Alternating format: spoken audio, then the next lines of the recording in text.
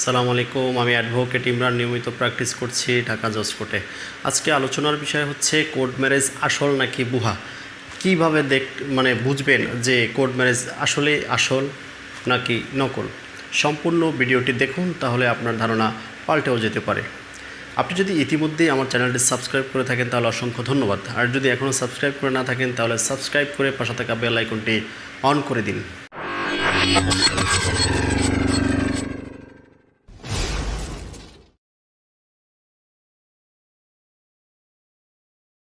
প্রিয় দর্শক, আপনি কাউকে ভালোবেসেছেন, পরিবার মানেনি, যার জন্য আপনি কোর্ট ম্যারেজের সিদ্ধান্ত নিয়েছেন বা কোর্ট ম্যারেজ করেছেন।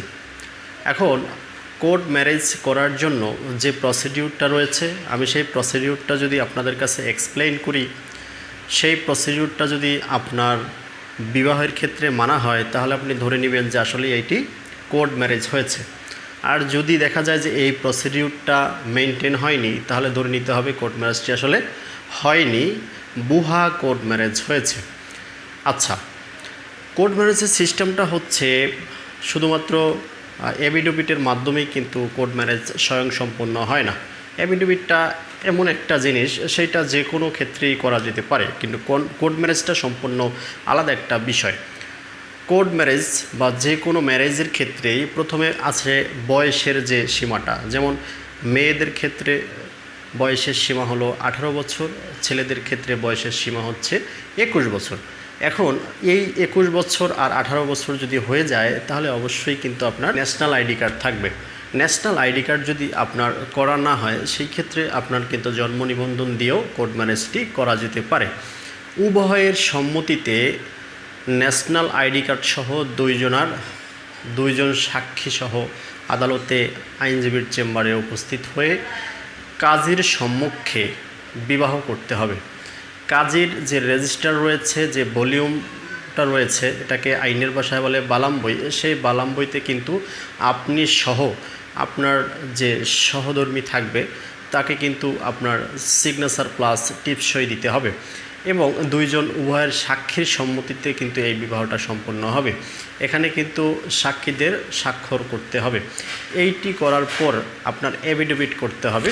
এফিডেভিটের সিস্টেমটা হচ্ছে আপনাদের ভিতরে যে কথাবার্তাগুলো রয়েছে সেগুলো তিনটা স্ট্যাম্পে লিপিবদ্ধ করতে হবে।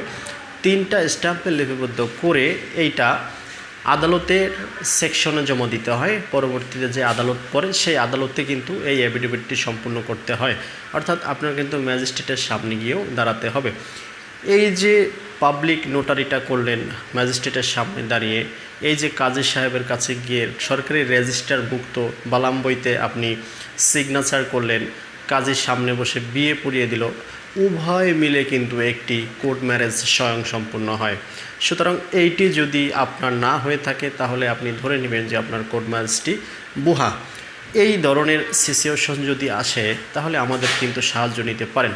আমাদের সাহায্য নেওয়ার জন্য অবশ্যই স্ক্রিনে দেওয়া নম্বরে যোগাযোগ করতে পারেন। ভালো লাগলে কমেন্ট করে জানাতে পারেন।